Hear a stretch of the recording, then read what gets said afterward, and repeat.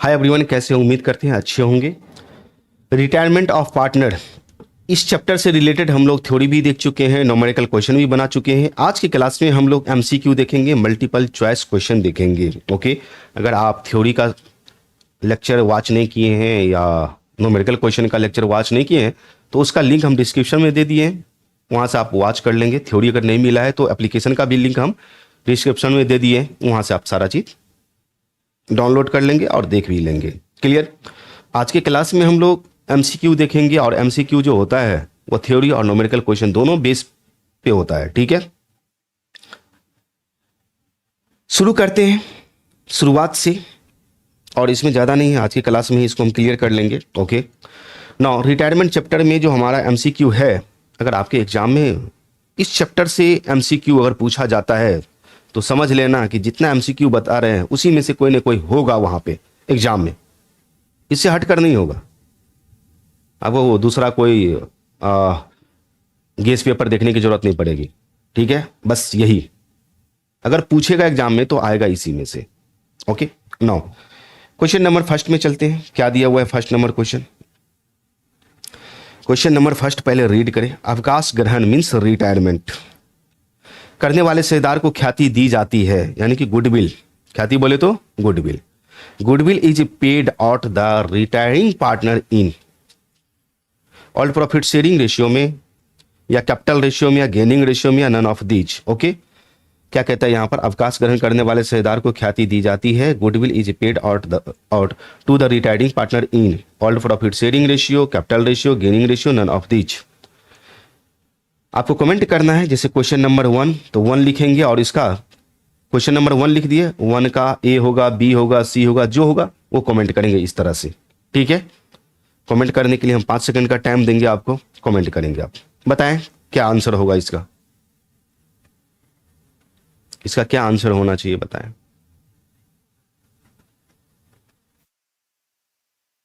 Okay, इसका सही answer हो जाएगा गेनिंग रेशियो। सेकंड क्वेश्चन में आते हैं। लाभ प्राप्ति अनुपात की गणना की जाती है। Gaining ratio is calculated at the time of. Gaining ratio हम कब निकालते हैं भाई? एडमिशन ऑफ न्यू पार्टनर के समय, या रिटायरमेंट ऑफ पार्टनर के समय, या डिसोल्यूशन ऑफ पार्टनरशिप फर्म के समय, नन ऑफ दीज। कमेंट करें फटाफट।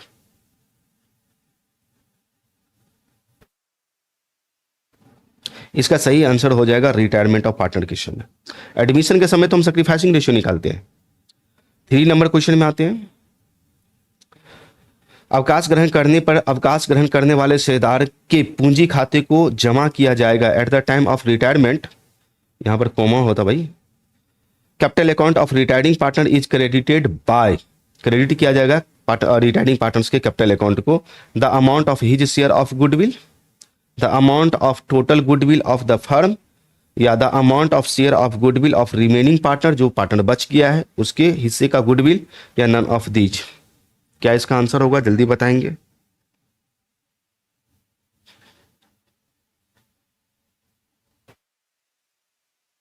इसका सही आंसर हो जाएगा his share of goodwill, A answer हो जाएगा।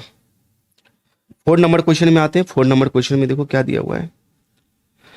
पुनर्मूल्यांकन खाता किस समय तैयार किया जाता है? तो भैया रिवैल्यूएशन अकाउंट तो change in profit sharing ratio among existing partner, उसमें भी तैयार किया जाता है। रिवैल्यूएशन के समय भी, रिटायरमेंट के समय भी, डेथ के समय भी तैयार किया जाता है।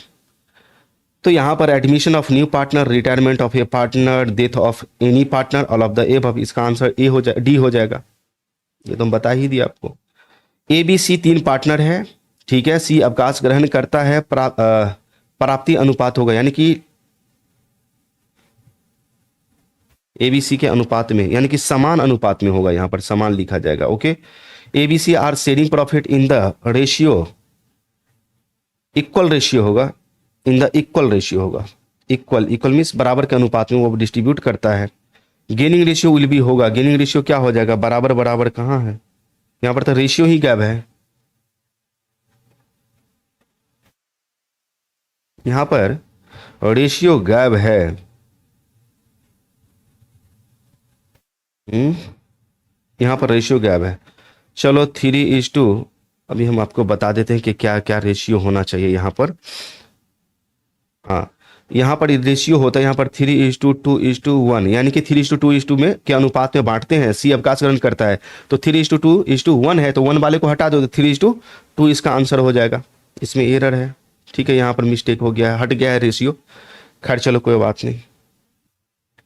कोई भी रेशियो होता अगर मान लो यहाँ पर कोई भी रेशियो दिया हुआ है तो जो पार्टनर रिटायर होता है उसका शेयर हटा दो और बाद बाकी जो ए बी का होगा वही गेनिंग रेशियो हो जाएगा और वही न्यू रेशियो होगा। इतना तो याद रहेगा। जो पार्टनर रिटायर कर रहा है, जैसे सी रिटायर किया तो इस रेशियो में से सी का शेयर हटा दो, बाद बाकी जो ए और बी का जो बचा हुआ है वही रेशियो न्यू रेशियो होगा और गेनिंग रेशियो होगा। न्यूमेरिकल क्वेश्चन में भी बताया है ये चीज। गेनिंग रेशियो बराबर क्या होता है? New ratio minus old ratio. Answer A हो जाएगा इसका। ओके, ये आंसर होगा। 7 नंबर क्वेश्चन में आते हैं। शेयरधार के अवकाश ग्रहण करने पर संपत्तियों के पुनर्मूल्यांकन से लाभ क्रेडिट किया जाता है, यानी कि रिवैल्यूएशन प्रॉफिट को क्रेडिट करेंगे किसमें?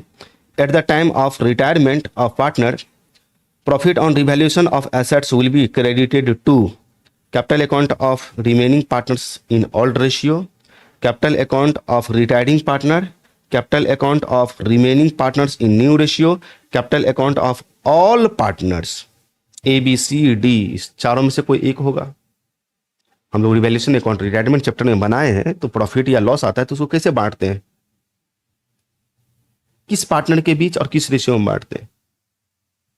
तो ऑल पार्टनर के बीच ऑल रेशियो में बांटते हैं। इसका आंसर क्या हो जाएगा? डी।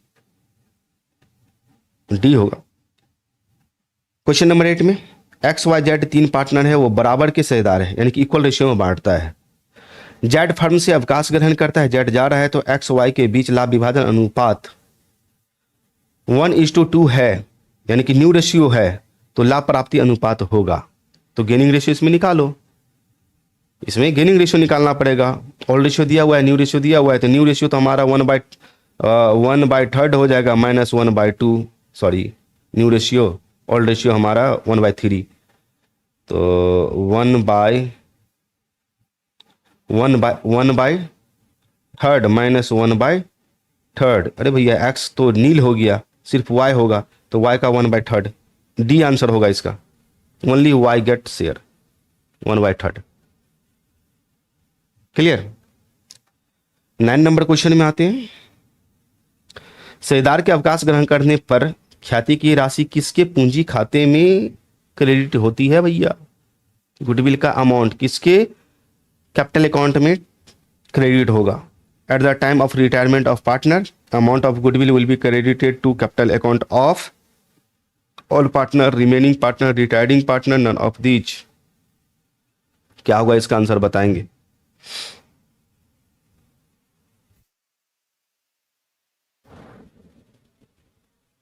इसका सही आंसर हो जाएगा सी। जो पार्टनर रिटायर करता है उसी को तो गुडविल दिया जाएगा, तो उसके कैपिटल अकाउंट में क्रेडिट किया जाएगा। 10 नंबर क्वेश्चन में आते हैं। अवकाश ग्रहण करने के समय पुनर्मूल्यांकन के लाभ हानि को वहन किया जाता है। At the time of retirement, profit और loss on revaluation is borne by remaining partner, all partner, new partner, none of these.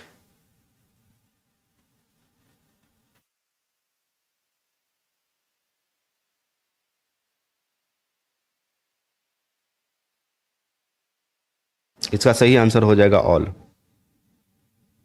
B answer होगा। 9, शेयरधारों की संयुक्त जीवन बीमा पॉलिसी एक खाता है, ज्वाइंट लैब पॉलिसी एक खाता है। Okay, the joint lab policy of partner is account, nominal account, personal account, liability account, assets account. क्या होगा भैया बताएंगे जरा?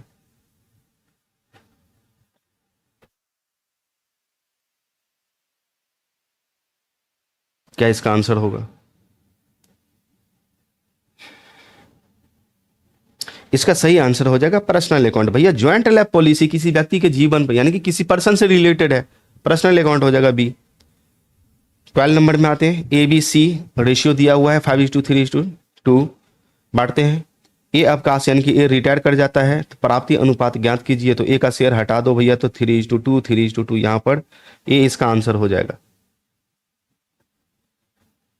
Gaining ratio 3:2। 13 नंबर क्वेश्चन में आते हैं।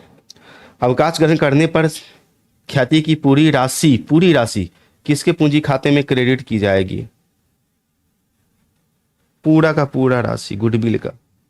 Eight the time of retirement the whole amount of goodwill will be credited to capital account of retiring partner, remaining partner, all partners और none of these. बताएंगे क्या होगा इसका?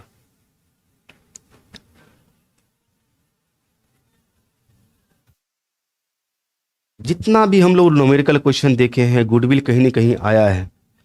क्या कहीं पर भी आपको ये चीज देखने को मिला था कहीं भी कि जो गुडविल का वैल्यू किया गया है वो किसी एक पार्टनर को दे दिया गया या सब पार्टनर के बीच बांट दिया गया? ऐसा कभी हुआ नहीं। तो यहां पर क्या कहता है? होल मतलब पूरा गुडविल का अमाउंट किसके खाते में क्रेडिट किया जाएगा? कैपिटल अकाउंट में क्रेडिट किया जाएगा। भाई किसी के कैपिटल अकाउंट में नहीं होगा। इसका आंसर हो जाएगा डी। इसका आंसर होगा क्या? D, none of these.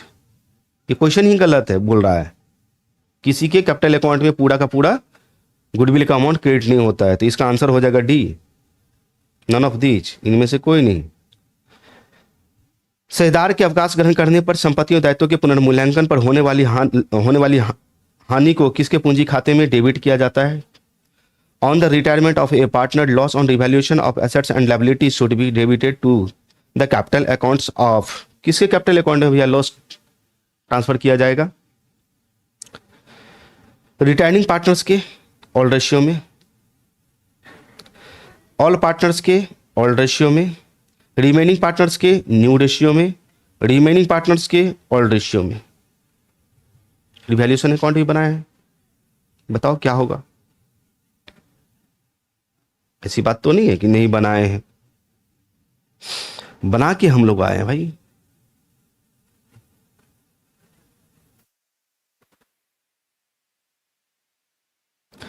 इसका आंसर होगा B, all partners in their all ratio. Retiring partner को भी लॉस में शेयर मिलेगा भैया, सभी पार्टनर को बांटना पड़ता है। Clear? All partner. 15 number question में आते हैं। क्या दिया हुआ है देख ले एक बार। हरी राम और शर्मा, हरी राम शर्मा, हरी राम शर्मा 3 व्यक्ति है, यानी कि एक व्यक्ति को 3 पार्ट में कर दिए, जात अलग कर दिए, उपजात अलग कर दिए और उसका जो नाम था वो अलग है। अवकाश ग्रहण करने पर हरी यहां पर क्या करता है? रिटायर कर जाता है। स्थिति विवरण में जो लाभ हानि दिखाया जाता है 12,000 रुपये, यानी कि पीएल अकाउंट का बैलेंस है बैलेंस शीट में, डेबिट शेष हो या क्रेडिट शेष हो कोई दिक्कत नहीं है। हरी को देय राशि की गणना करने के लिए लाभ हानि शेष हस्तांतरित किया जाएगा। On the retirement of Hari from the firm of Hari Ram and Shyam, the balance sheet show A debit balance of 12,000 in profit and loss account for calculating the amount payable to Hari, the balance will be transferred to। कहाँ पर transfer हो जाएगा? ये 4 option है, ये 4 option तो आ भी नहीं रहा है, एक एक करके हम लोग देख लेते हैं। To the credit of the capital account of Hari Ram and Shyam equally, Hari Ram and Shyam equally, okay, ये बोल रहा है आपसे। दूसरा कहता है हरी राम एंड शर्मा के पूंजी खाते के डेबिट में समान अनुपात में, और यहां पर क्या कहा था? पहला नंबर में क्रेडिट में, यहां पर क्रेडिट है और यहां पर डेबिट है, ओके। थर्ड नंबर कहता है to the debit of the capital account of Ram and Shyam equally, यहां पर सिर्फ राम और श्याम है, शर्मा गैप हो गया, ठीक है। और यहां पर फिर क्रेडिट कर दिया of the capital account of Ram and Sharma equally. इस 4 में से कोई एक आंसर होगा। सोचो क्या है क्वेश्चन, क्या कहता है? पीएल अकाउंट यानी कि लॉस है, लॉस को ट्रांसफर करना है। कहां पे ट्रांसफर करना है? तो कैपिटल अकाउंट में ट्रांसफर करना है। तो कैपिटल अकाउंट में किस साइड ट्रांसफर होगा? लॉस है तो डेबिट या क्रेडिट, डेबिट या क्रेडिट। तो भैया लॉस है तो लॉस तो डेबिट साइड में ट्रांसफर होगा, लॉस के कारण कैपिटल में कमी आएगी, तो डेबिट एक तो सेलेक्ट हो गया, डेबिट में होगा। दूसरा, इस लॉस में किस किस को शेयर लेना पड़ेगा? तो भैया सभी पार्टनर को, तो तीनों को। तो यहां पर आंसर हो जाएगा हरी राम और श्याम, डेबिट साइड में, डेबिट साइड में हरी राम और श्याम, बी इसका आंसर हो जाएगा। इसका आंसर क्या होगा? बी। सोचने से बनता है, थोड़ा सोचोगे तब तो बनेगा ये। नाउ क्वेश्चन नंबर 16 में आते हैं हम लोग।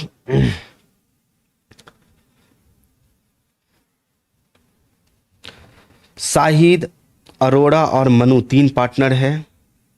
फर्म से मनु अवकाश ग्रहण कर लेता है और अवकाश ग्रहण करने के समय स्थिति विवरण में दायित्व पक्ष में कर्मचारी क्षति यानी कि वर्कमैन कंपनसेशन रिजर्व है 15,000 रुपया और कर्मचारी क्षतिपूर्ति दायित्वों को चुकाने के बाद मनु को देय राशि, मनु जो रिटायर करता है, देय राशि की गणना करने के लिए शेष को हस्तांतरित किया जाएगा। यानी कि वर्कमैन कंपनसेशन का क्लेम देने के बाद जो वर्कमैन कंपनसेशन रिजर्व में पैसा बचा है उसको ट्रांसफर किया जाएगा। At the time of retirement of Manu from the firm of Shahid, Arora and Manu, the balance sheet showed a workman compensation reserve of rupees 15,000 on the liability side after meeting the employees compensation liability का payment करने के बाद 15,000 बचा हुआ है। thereof for calculating the amount payable to Manu the balance will be transferred to, तो balance होगा capital account में ट्रांसफर होगा और तीनों के बीच होगा। ज़्यादा इसमें क्या दिमाग लगाना। Credit side of capital account of Manu only, नहीं ये आंसर नहीं होगा। To the credit of the capital account of Manu, Arora and Shahid, ये होगा, ये आंसर होगा बी आंसर होगा, हो गया। To the debit of the capital account of Manu, Arora and, debit में तो जाएगा ही नहीं तो ये तो होगा ही नहीं।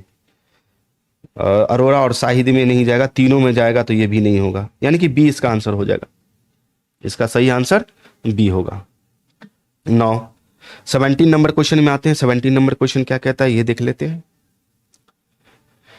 सेवादार के अवकाश ग्रहण करने पर कोई पार्टनर रिटायर करता है, सामान्य संचित जनरल रिजर्व को किसके पूंजी खाते में हस्तांतरित, तो सभी साझेदार के बीच में, ऑल पार्टनर्स कैपिटल अकाउंट में, सी इसका आंसर हो जाएगा। PQR सेवादार है 4:3:1 में डिस्ट्रीब्यूट करता है, क्या अनुपात में करते हैं। P अवकाश ग्रहण करता है यानी कि P 4 शेयर वाला रिटायर हो जाता है, उसका भाग Q और R द्वारा समान रूप से लिया जाता है यानी कि इक्वल रेशियो में लिया जाता है। Q और तथा R का नया लाभ विभाजन अनुपात क्या होगा, तो भैया ये निकाल लेना 18 number question. New ratio equally ले लिया जाता है, 4 4 8 यानी कि 4 3 7 8, 4/8, 4/8 को आधा आधा करेंगे तो 2/, 4/8 तो 4 दूनी 4 4 8, आधा कर देंगे 1/2, 16 तो 4/8 तो 2/8, 2/8 ठीक है। 2/8 और 2/8, 2/8 और 2/8 हो जाएगा, दोनों में जोड़ देंगे 3 2 5, 3 2 5 और 2 1 3, 5 3 कहाँ है, डी इसका आंसर हो जाएगा, देख लेना। 19 नंबर क्वेश्चन में आते हैं, क्या दिया हुआ है देख लेते हैं। एक सेवादार के अवकाश ग्रहण करने पर, कोई पार्टनर अगर अवकाश ग्रहण करता है तो अवकाश ग्रहण करने वाले सेवादार की ख्याति का भाग शेष सेवादारों के पूंजी खाते में किस अनुपात में डेबिट किया जाएगा, तो भैया गेनिंग रेशियो में। कहाँ गया गेनिंग रेशियो, बी इसका आंसर हो जाएगा। 19 का बी, 19 का बी होगा। गेनिंग रेशियो में एडजस्टमेंट, गुडविल का एडजस्टमेंट गेनिंग रेशियो में हम लोग करते हैं, तो बी आंसर होगा। उतना पढ़ेंगे क्या जरूरत है। इसमें आओ, नीतू, सीतू और कीतू तीन पार्टनर है, 3:5:7 में डिस्ट्रीब्यूट करती है ये तीनों मिलकर के प्रॉफिट को। सीतू अवकाश ग्रहण कर लेती है तथा उसके हिस्से का लाभ नीतू और सीतू द्वारा इतना के अनुपात में लिया जाता है, नया अनुपात, न्यू अनुपात निकाल लेना भैया। 20 नंबर हम आपके ऊपर छोड़ देते हैं, निकाल लेना आप लोग, बता देना, कमेंट कर देना कि इसका आंसर क्या हो जाएगा, ठीक है। इसका आंसर क्या होगा निकाल लेना आप लोग। 20 न्यू रेशियो निकालना जानते हो ना, दो ही तरीका तो है न्यू रेशियो निकालने का, या तो रिटायर करने वाला पार्टनर अपना शेयर छोड़ के चला जाए या उसका शेयर कोई खरीद ले, तो जब खरीदता है तो क्या होता है, दो ही तरीका था, इसमें क्वेश्चन ही है न्यू रेशियो का। 21 नंबर क्वेश्चन में आते हैं। यदि अवकाश ग्रहण के समय कोई अलिखित दायित्व हो तो इससे क्या होगा भाई। It is if at the time of retirement there is some unrecorded liability, it will be, क्या होगा भैया, debit to revaluation account, credit to revaluation account, और transfer to all partners capital account, या transfer to all partners capital account, क्या होगा बताएंगे।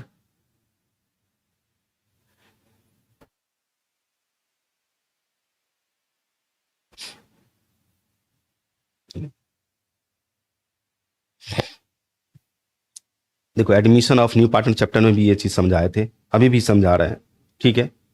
Unrecorded liability हमारा loss होता है और लॉस को रिवैल्यूएशन अकाउंट के डेबिट साइड में दिखाते हैं, लेकिन अनरिकॉर्डेड एसेट्स हमारा प्रॉफिट होता है और इस प्रॉफिट को रिवैल्यूएशन अकाउंट के क्रेडिट साइड में दिखाते हैं। तो यहाँ पर अनरिकॉर्डेड लायबिलिटी है भैया, तो लॉस होगा तो डेबिट साइड में दिखाएंगे। आंसर क्या हो जाएगा? ए। 9। क्वेश्चन नंबर 22 में आते हैं।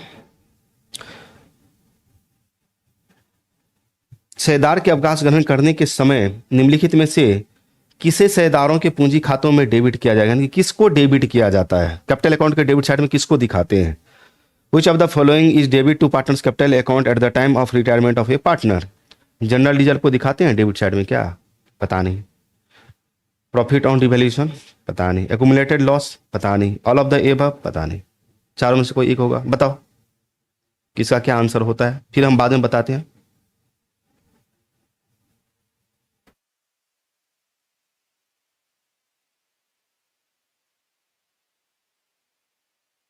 इसका आंसर हो जाएगा सी, एक्यूमुलेटेड लॉस कैपिटल अकाउंट के डेबिट साइड में दिखाया जाएगा। 9। 23 नंबर क्वेश्चन में आते हैं। शेयरदार के अवकाश ग्रहण करने के समय कानूनी दायित्व चुकाने के बाद वर्कमैन कर्मचारी क्षतिपूर्ति संचय यानी कि वर्कमैन कंपनसेशन रिजर्व का शेष किस में हस्तांतरित किया जाता है? तो सभी पार्टनर के बीच, ऑल पार्टनर के बीच, ऑल रेशियो में, सभी ऑल पार्टनर्स कैपिटल अकाउंट में। बी इसका आंसर हो जाएगा, बी इसका आंसर होगा। 9। शेयरदार के अवकाश ग्रहण करने के समय संपत्तियों के मूल्य में वृद्धि का लेखा किया जाता है। संपत्तियों के मूल्य में वृद्धि होने का लेखा, यानी कि एसेट्स हमारा बढ़ा है। On the retirement of a partner increase in the value of assets is recorded in revaluation account, cash account, all partners capital account, none of these. A इसका आंसर हो जाएगा। 9। शेयरदार के अवकाश ग्रहण या मृत्यु के समय, रिटायरमेंट हो या डेथ हो कोई फर्क नहीं पड़ता है, रिवैल्यूएशन अकाउंट खाता पुनर्मूल्यांकन खाता तैयार करने का क्या उद्देश्य है? प्रेजेंट टाइम में क्या उस एसेट्स का वैल्यू है, यही तो उद्देश्य होता है। To find gross profit, to find out net profit, to find out financial position, okay, to find out result of revaluation of assets and liabilities. इस चार में से कोई एक होगा, फटाफट बताएंगे क्या इसका आंसर हो जाएगा।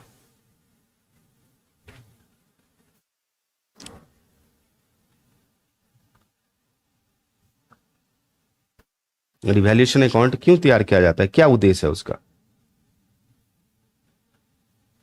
इसका उद्देश्य ये होता है to find out result of revaluation, revaluation करने का क्या रिजल्ट आया ये मालूम करना है कि एसेट्स और लायबिलिटी का हमने रिवैल्यूएशन किया तो क्या हमने पाया और क्या खोया। 26 नंबर क्वेश्चन लंबा चौड़ा है लग रहा है भाई, इसको रीड किया जाए आराम से, क्या सब दिया हुआ है ये तो देख ले। MNP 3 पार्टनर है, 2:2, 2:1 में डिस्ट्रीब्यूट करता है, ओके। उनके पूंजी खाते क्रमशः 1 लाख, 1 लाख और 50,000 है। एन फर्म से अवकाश ग्रहण कर लेता है और उस तिथि को संचय में शेष 30,000 यानी कि रिजर्व हमारे पास 30,000 का था।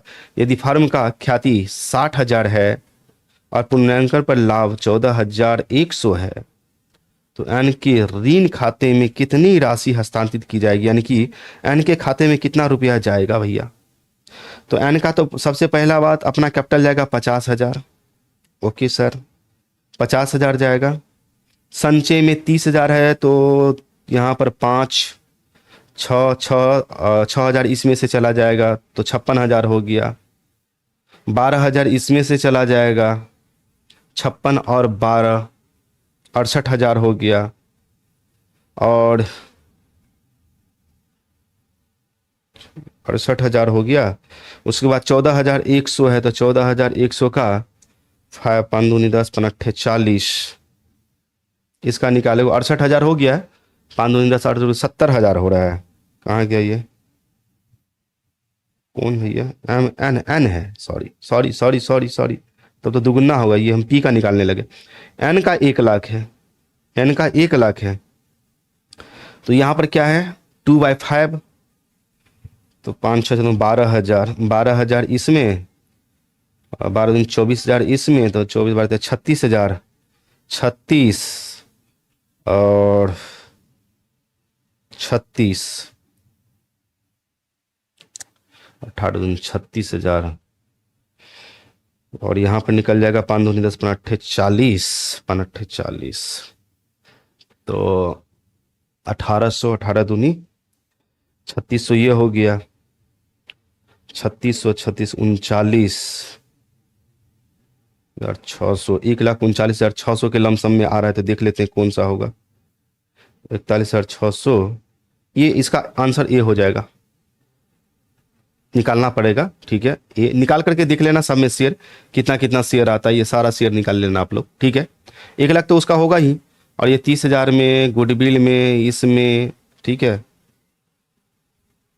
ठीक है, सब में शेयर निकाल लेना आप लोग, जोड़ोगे सब में, सबका जोड़ लेना, टोटल कर लेना, तो ये इतना आ जाएगा, मे भी देख लेना। 9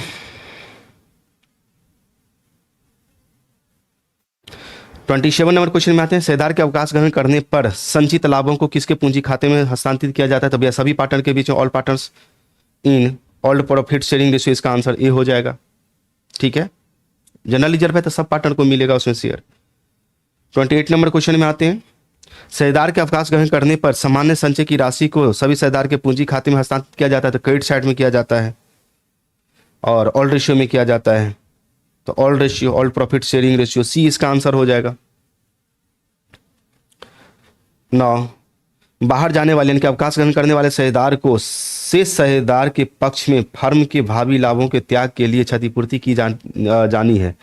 शेष शेयरधार ऐसी क्षतिपूर्ति का अंश करते हैं, गुडविल के रूप में करते हैं और गेनिंग रेशियो में करते हैं, ठीक है, गुडविल के रूप में करते हैं, और outgoing partners is compensated for parting with firm futures profit in favour of remaining partners, ठीक है। The remaining partner contribute to such compensation in gaining ratio में, किस रेशियो में? गेनिंग रेशियो, ए आंसर हो जाएगा इसका। 30 नंबर क्वेश्चन में आते हैं। कहा इसमें कि भैया बात ये है, संयुक्त जीवन बीमा पत्र खाता यानी कि ज्वाइंट लाइफ पॉलिसी अकाउंट है, और the balance of joint life policy account and joint life policy reserve account is always equal होता है, बराबर। जितना इसमें बैलेंस होगा उतना ही इस रिजर्व में भी बैलेंस होगा, बराबर होगा, इक्वल, इक्वल बैलेंस होता है, इसका आंसर हो जाएगा ए। और ऐसा भी होता है कि कोई ज़रूरी नहीं है कि वो एक जैसा ही होता है, लेकिन ज़्यादातर केस में इक्वल ही होता है, तो ए इसका आंसर होगा। 31 में आते हैं। एक शेयरधार के अवकाश ग्रहण करने के समय सभी शेयरधारों के, यानी कि कोई एक पार्टनर रिटायर करता है और सभी शेयरधार के बारे में बोल रहा है, के लिए किए गए फर्म की संयुक्त जीवन पॉलिसी के विरुद्ध फर्म को बीमा कंपनी से प्राप्त होता है भैया सरेंडर वैल्यू। कहाँ गया सरेंडर वैल्यू? बी आंसर होगा। सरेंडर वैल्यू समर्पण मूल्य, ओके।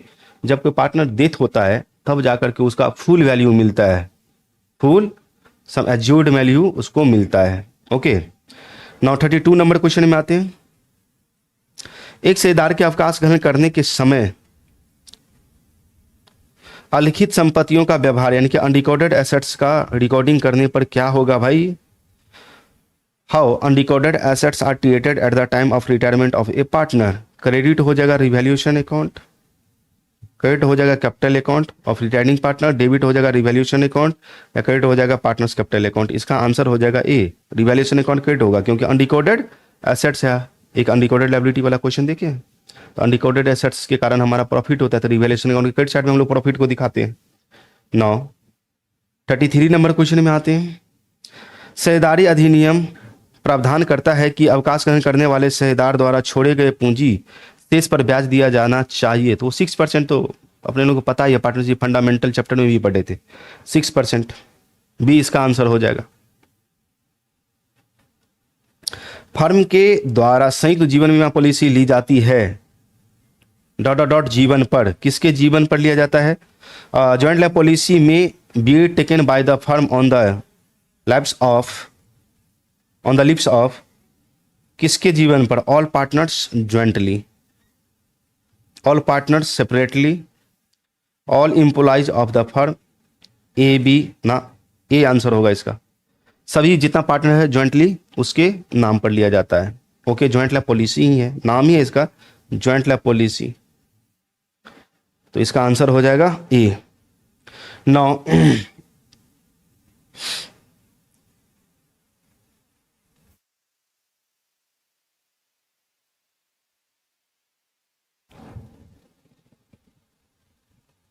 35 नंबर में आते हैं। यदि चीवा में ख्याति, ये कौन सा हिंदी है भाई, चीवा,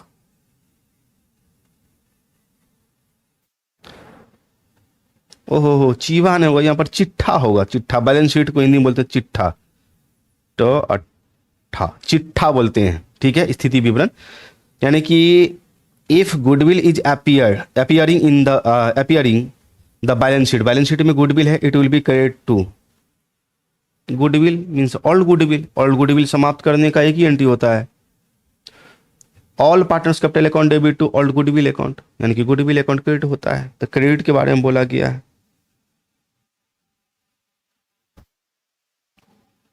गुडविल अपीयर है बैलेंस शीट में तो it will be credit to, credit किसको करेंगे भाई? गेनिंग पार्टनर्स, रिटायरिंग पार्टनर्स ना। यदि बैलेंस शीट में गुडविल विद्यमान हो तो असेट्स है तो गुडविल अकाउंट क्रेडिट होता है, समाप्त करते हैं उसका एंट्री। तो gaining partner, retiring partner, all partner, यहाँ पर डेबिट होगा, क्रेडिट नहीं होगा, चला यहाँ पर डेबिट होना चाहिए, एक मिस्टेक है यहाँ पर, यहाँ पर क्रेडिट नहीं डेबिट होगा। इसका आंसर सी हो जाएगा, इसका आंसर सी होगा, क्रेडिट नहीं होगा डेबिट होगा। क्रेडिट दिया हुआ है तो यहाँ पर गुडविल अकाउंट होना चाहिए किसी में ऑप्शन में, गुडविल अकाउंट। चलो एक दिन बैठ करके इस सबको सही कर लेंगे, जहाँ जहाँ मिस्टेक है। टाइम नहीं मिलता है, टाइम नहीं मिलने की वजह से ऐसा है, खैर कोई बात नहीं, समझा तो देते हैं जहाँ जहाँ एरर है। यदि अवकाश ग्रहण करने वाले साझेदार को अवकाश ग्रहण करने पर तुरंत पूर्ण भुगतान नहीं किया जाता है तो उसके बाकी को हस्तांतरित किया जाता है, तो उसके लोन अकाउंट में ट्रांसफर कर देंगे, लोन अकाउंट में, ये आंसर हो जाएगा। अगर मान लो उसको पेमेंट नहीं करते तो लोन अकाउंट में ट्रांसफर कर दिया जाता है और उस लोन पे 6% के हिसाब से इंटरेस्ट मिलना स्टार्ट हो जाता है। 37 नंबर क्वेश्चन में आते हैं। किस अनुपात में अवकाश ग्रहण करने वाले साझेदार को ख्याति के उसके हिस्से के लिए साझेदारों द्वारा क्षतिपूर्ति की जाती है? चालू साझेदारों द्वारा क्षतिपूर्ति की जाती है, मतलब जो पार्टनर रिमेनिंग है उसके द्वारा। तो in which ratio retiring partner is compensated by the continuing partner, जो पार्टनर रह गया, जो पार्टनर रिटायर नहीं हुआ, जो पार्टनर रह गया, रिमेनिंग पार्टनर बोलते हैं या कंटिन्यूइंग पार्टनर बोलते हैं। For his share of goodwill तो गेनिंग रेशियो, क्या हो जाएगा? Gaining ratio. Sacrificing ratio, new ratio, old ratio, तो इसका आंसर हो जाएगा गेनिंग रेशियो, ए गेनिंग रेशियो में दिया जाता है। ओके, नाउ 2 क्वेश्चन बचा, अब 38 नंबर में आते हैं। अवकाश ग्रहण करने वाले साझेदार को देय राशि चिट्ठा में दिखाई जाती है, उसके amount due to retiring partner is shown in the balance sheet as his liability side में। भैया लोन में पहला तो देखो, जो पार्टनर रिटायर होता है अगर उसको हम पेमेंट नहीं करते तो उसके लोन अकाउंट में ट्रांसफर करते हैं, लोन को हम किस साइड दिखाएंगे? बैलेंस शीट के लायबिलिटी साइड में। तो इसका आंसर क्या हो जाएगा? Loan, balance sheet, loan as a loan हम लोग दिखाते हैं, shown in the balance sheet as his loan, loan के रूप में दिखाते हैं, हिज लोन, उसके लोन के रूप में हम लोग दिखाते हैं। ओके, डी इसका आंसर हो जाएगा। लायबिलिटी साइड में तो दिखाएंगे लेकिन लोन के रूप में दिखाएंगे, हिज लोन, हिज लायबिलिटी थोड़ी होगा। अवकाश ग्रहण करने वाले साझेदार का दावा निम्नलिखित प्रारूप में दे होता है। Claim of retiring partner is payable in the following form: fully in cash, fully transferred to loan account, partially in cash and partially as a transfer to loan account, any of the above। क्या होगा इसमें? हम लोग सारा का सारा case किसी ने किसी क्वेश्चन में देखें, किसी में पूरा का पूरा कैश में ही दे दिया था, किसी की में किसी उसे पूरा का पूरा लोन में ही ट्रांसफर कर दिया, किसी क्वेश्चन में देखें कुछ कैश में दिया और कुछ लोन में ट्रांसफर कर दिया। इसका आंसर हो जाएगा डी। इसका आंसर हो जाएगा डी। तो रिटायरमेंट ऑफ पार्टनर चैप्टर से रिलेटेड हमारा एमसीक्यू समाप्त हो गया। एक बार रिवाइज कर लेना आप लोग, ठीक है? ओके, तो आज के लिए इतना ही, मिलते हैं नेक्स्ट टाइम। Okay, bye.